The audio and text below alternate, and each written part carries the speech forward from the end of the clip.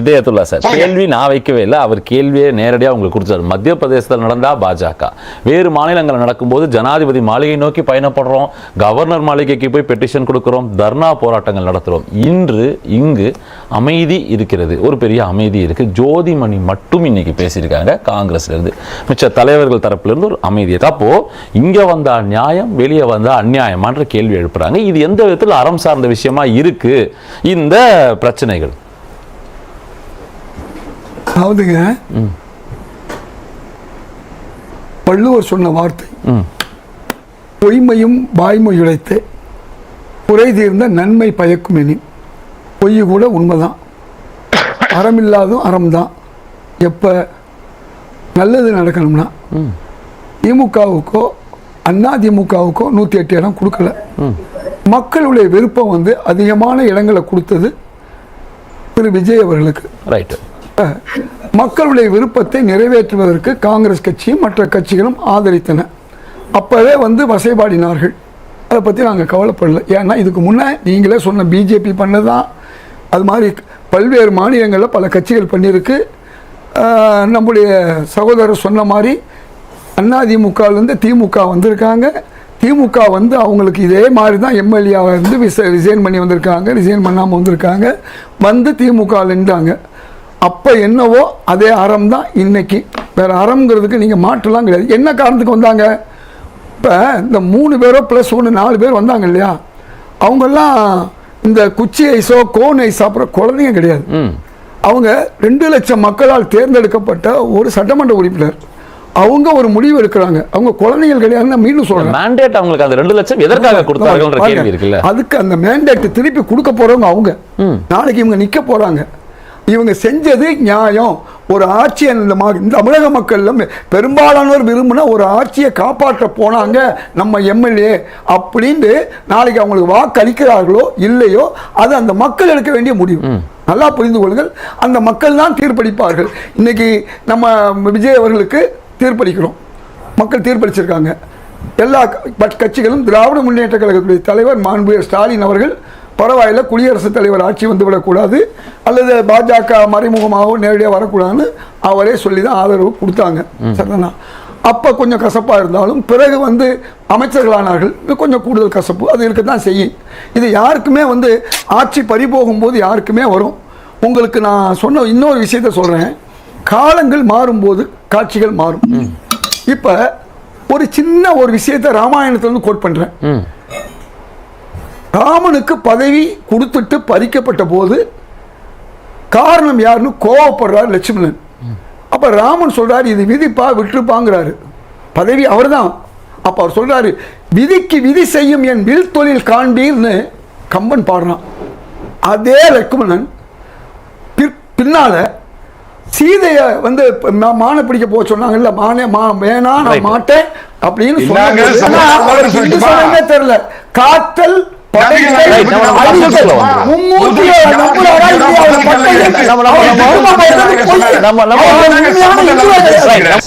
வார்த்தை என்ன சொல்றாரு? வெஞ்சன விதியை வெல்லவும் வல்லமோங்கிறார். இதுதான் மக்களுக்கு நீங்க செய்யற ஆரவார பேச்சுகளை விட இதுதான் போய் மக்களுக்கு போய் நிற்கும். விதியை வெல்ல முடியாதுங்கிறார். விதியை வெல்றன்னு சொன்ன அது மாதிரி சகோதரர் சட்ட பிரச்சனை முதல்ல எடுத்து சொல்லிட்டார். இப்பதான் நான் செஞ்ச அறத்துக்கு தான் வந்துகிட்டு இருக்கேன். நான் என்ன அறத்துக்கு வர்றேன்? இதெல்லாம் காலம் பதில் சொல்றேன். அதாவது குனிந்தார் யாரு? செங்கோட்டையன். ஆனா தவந்து போய் காலை பிடிக்கும் போது நல்ல வேலை திண்டுக்கல் சீனிவாசன் காலை பிடிச்சவரை பார்த்தா அவர் காலை எடுத்துக்கிட்டாரு. அப்புறமா போய் சசிகலா காலில் ஊர்ந்து போய் பாம்பு மாதிரி அவர் சொல்லும்போது அமைதியா இருந்தீங்க. அவர் சொல்லும்போது அப்ப அவர் சாமின்னு சொல்றாரு. என் எடப்பாடி சாமி என் சாமிங்கிறாரு. அந்த சாமியை விட செங்கோட்டையன் மோசமா? ரைட். மரியாதைங்கிறது குனிந்து போற மரியாதை. அது கூட அவருக்கு மதமும் தெரியல. நம்ம தனிப்பட்ட முறையில பேசலாம். அரங்கத்தை நான் நடத்திட்டு இருக்கேன். நான் கேள்வி என்ன வைக்கிறேன்னா, மத்திய பிரதேசத்துக்கு இதே சொல்லுவீங்களா? மக்கள் வாக்களிப்பார்கள், அந்த 22 பேர் வெளியே வந்துட்டாங்க, ஜோதிதாசி நம்ம அங்க எவ்வளவு போராட்டம் பண்ண, எவ்வளவு பிரச்சனை பண்ண. நீங்க என்ன செஞ்சீங்க பரத்? மத்திய பிரதேச அநியாயம் நடந்துச்சு, அஸ்ஸாம்ல அநியாயம் நடந்துச்சு, கோவால அநியாயம் நடந்துச்சு. உங்களாலேயோ சட்டத்தாலேயோ உச்ச நீதிமன்றத்தாலேயோ ஏதாவது செய்ய முடிஞ்சா மோடிக்கு எதிராக? நான் கேட்கிறேன், இந்த கேள்வியை நான் கேட்கிறேன். அப்புறம் என்ன சட்டம், நியாயம், தர்மம், நேர்மை இன்னைக்கு தமிழக மக்கள் வாக்களிச்சிருக்காங்க, அவர்களுக்கு ஆதரவாக இன்னைக்கு மற்ற கட்சிகள் போயிருக்கு. அதை நீங்க முதல்ல அறம் இல்லைன்னு சொன்னீங்க, ஒண்ணு சொன்னீங்க. இன்னைக்கு அதையெல்லாம் விட்டுட்டு இன்னைக்கு யார் எப்படி பேசுறாங்க? எடப்பாடியை போய் பார்க்கல, பேசுறது யாரு? நேற்று வரை எதிரியா இருந்தவங்க. நான் என்ன கேட்கிறேன், இந்த இப்ப எங்க அறம் போச்சு நான் கேட்கிறேன். நேற்று வரை எடப்பாடியை நீங்க திட்டினீங்க, இன்னைக்கு எடப்பாடியை போய் பார்க்கலைங்கிறீங்க.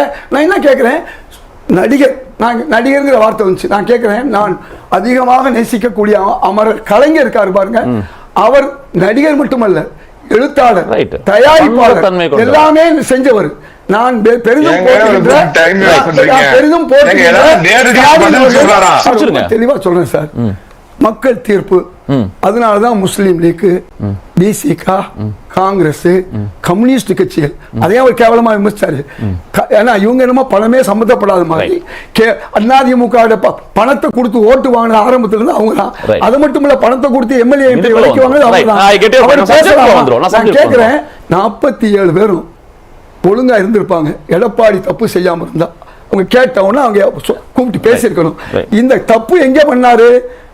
திமுக துணையாவா நம்ம ஆட்சியை பிடிக்கலாமா அப்படிங்கிற எண்ணத்துக்கு வந்ததுனாலதான் அவங்க பிரிஞ்சாங்க. சரி, 25 பேர் பிரிஞ்சாங்க, அதுல இருந்து 3-4 பேர் ஏன் வந்தாங்க? இது எல்லாத்துக்கும் காரணம் எடப்பாடி. எடப்பாடி மட்டும் ஒழுங்கா இருந்தா இந்த அத்தனை பேரை ஒன்னா வச்சிருக்க முடியும். ஏன் வைக்க முடியல அவரால? அப்ப அதுக்கு அவர் பதில் சொல்லணும். இவ்வளவு புரிஞ்சிருக்கு. ஆனா அவங்க கட்சியில இருக்கக்கூடிய ஜோதிமணி இது வந்து குதிரை பேரம் எந்த காலத்திலும் அக்செப்ட் பண்ண முடியாதுன்னு தானே சொல்றாங்க. குதிரை பேரம் அக்செப்ட் பண்ணல நானும் சொல்றேன் சார். இங்க எங்க சார் குதிரை பேரம் வந்துச்சு? அவங்க தன்னுடைய பதவியை ராஜினாமா பண்ணி ஒரு தனி மனிதனா வந்து ஒரு இன்னொரு கட்சியில சேர்றாங்க. பதவியை ராஜினாமா பண்ணாம அவங்க போனாங்கன்னா அதுக்கு பேர் குதிரை பேரம். அல்லது அவங்க பணம் வாங்கினாங்க, காசு வாங்கினாங்கன்னா போய் சிபிஐ இருக்குது, எல்லாமே இருக்கு, போய் பார்க்கணுமே. யார் சார் பதில் சொல்ல வேண்டியது? அது குதிரை பேரமா அல்லது இந்த நேரமா என்பதை காலம் அவங்களுக்கு தேவையானது கோரம். அதுக்காக அவங்க எடுத்துக்கிட்டாங்க. இத போய் நீங்க ஏதோ தாவேகா தப்பு பண்ணிருச்சு, அது அழிவு சக்தி, அது தீய சக்தி. நான் என்ன கேட்கிறேன், யாருமே தூய சக்தி இல்ல சார். அந்தந்த காலத்துல அவங்க தூய சக்தி காலம் தீர்மானிக்குது, என்ன செயல் நான் புரிஞ்சுக்கிறேன். எல்லாம் காலம் தான் தீர்மானிக்குது. நான் புரிஞ்சுக்கிறேன். ஒரு அமைதி காத்ததுக்கு மிகப்பெரிய நன்றி. நாளைக்கு ஆளுங்கட்சி நன்றி. அதே மாதிரி காங்கிரஸ் மாறலாம். எல்லா கட்சிக்கும் வாழ்க்கைகள் உண்டு.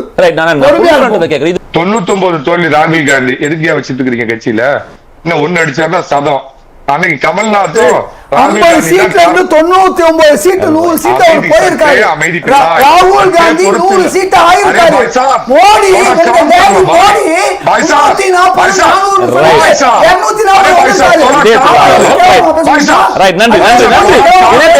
முடிச்சிட்டோம். நான் வரேன், முடிச்சிட்டோம். நீங்க இறுதி கருத்து சம்பந்தமே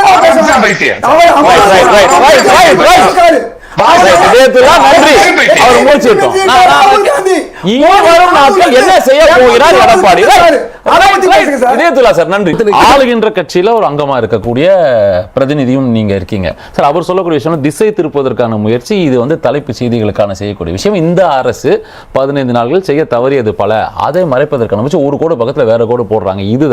இது குதிரை பேரம் இல்லாமல் வேறு என்ன அப்படின்றார் முன்னாள் முதல்வர் மாண்புமிகு ஸ்டாலின் அவர்கள் மகளிர் உரிமை தொகையை கொடுத்தாரு. அதை இவர் தொடர்ந்து கொடுக்கிறார். நிறுத்துவார் சொன்னா நிறுத்தல. 100 யூனிட் முன்னாள் முதல்வர் ஸ்டாலின் கொடுத்தாரு. 100 200 ஆக்கியிருக்காரு. கலைஞர் அவர்கள் விவசாயிகளுக்கு தள்ளுபடி செஞ்சாரு. அதே மாதிரி இவர் தள்ளுபடி செஞ்சிருக்காரு.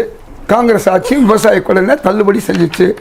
அம்மா உணவகத்தை மீண்டும் உயிர்ப்பித்திருக்காருன்னு இன்னைக்கு மக்கள் பாராட்டுறாங்க. பேசாம எதற்கும் பதில் சொல்லல. பத்திரிகையாளர் சந்திக்கல மாண்புமிகு முதல்வர் விஜய். ஆனா ஒவ்வொரு காரியத்தையும் செய்கிறாரு. அங்கே உள்ள அமைச்சர்கள் இருமொழி கொள்கை நாங்கள் தொடர்வோங்கிறாங்க. அதே மாதிரி திமுக ஆட்சியில் எந்தெந்த வகையில் வந்து பிஎம்சி திட்டம் எந்த திட்டமாக இருந்தாலும் அதையும் நாங்கள் எடுத்துக்குவோம்னு சொல்கிறாங்க.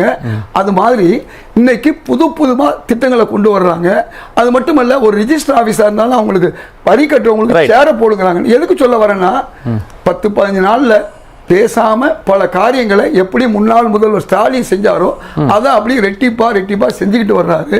அதனால இது மக்கள் விரும்புறாங்களா இல்லையான்னு இப்ப நீங்க சொன்னீங்கன்னா 4 தொகுதி, இந்த 4 தொகுதியில நாளைக்கு தாவேகா வேட்பாளர்கள் வெற்றி பெற்றால் மக்கள் ஏற்றுக்கொண்டார்கள் அர்த்தம்.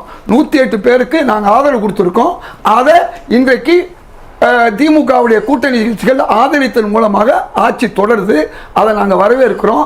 அதிமுகவிலிருந்து 4 பேர் இல்லை 40 பேர் மீண்டும் தாவேகாவுக்கு தேர்தலில் வந்தா கூட நாங்க ஏற்றுக்கோணும். மக்கள் தான் முடிவு, மக்கள் தான் எஜமானர்கள். மறுபடியும் நீங்க அந்த மக்கள் எஜமானர்கள் கிட்ட தான் வரீங்க. குமார் உச்ச நீதிமன்றத்திலிருந்து அரசியல் சட்டத்திலிருந்து எல்லாமே சொன்னாரு.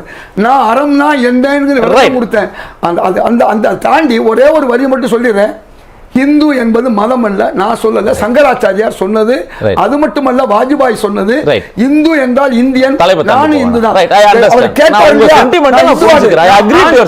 ஆன்மீகவாதி எல்லா ஜஸ்டிஃபை பண்ண வேணாம் சார். கம்மனுடைய பேசும்போது வேடிக்கை பார்த்தீங்கல்ல,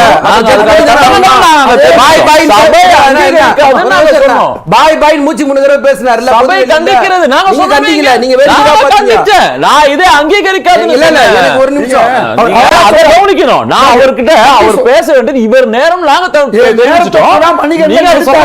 அவருக்கு லேசான பதில் சொல்லிட்டு ஆகணும். தம்பியும் பதில் சொல்லிட்டாரு.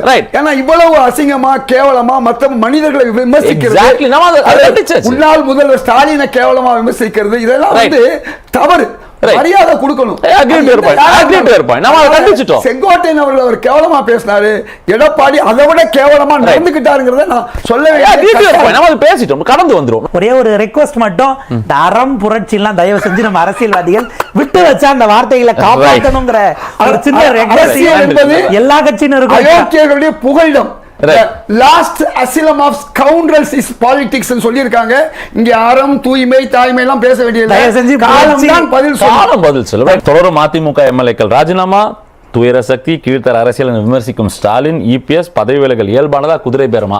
ரைட், 2 விஷயத்துக்கு தான் நம்ம கன்க்ளூஷன் வந்திருக்கோம். ஒன்று, இது வந்து சட்ட சிக்கல்கள் நிறைந்தது. இதில் அறம் சார்ந்து நம்ம பார்க்கறத தாண்டி சட்டம் என்ன சொல்லுகிறது, சட்டம் எப்படி போக போகுது, வரும் நாட்கள் நிறைய இடியாப்ப சிக்கல்கள் இருக்குன்றதையும் நம்ம பார்க்குறோம். அதே நேரத்தில் மக்கள் தான் மகேசன், அவங்க மேண்டேட்டும் முக்கியம் சார், பொறுத்து இருந்து பாருங்கன்ற வார்த்தைகளும் பேசப்படுகிறது. பார்ப்போம், காலம் நிச்சயமா எல்லாத்துக்கும் பதில் சொல்ல போகுது, பார்க்க தான் போகிறோம். அரங்கத்துக்கு வந்து கருத்துல பகிர்ந்து கொண்ட மூவருக்கும், இணையத்தின் விழாக இருவருக்கும் நன்றி.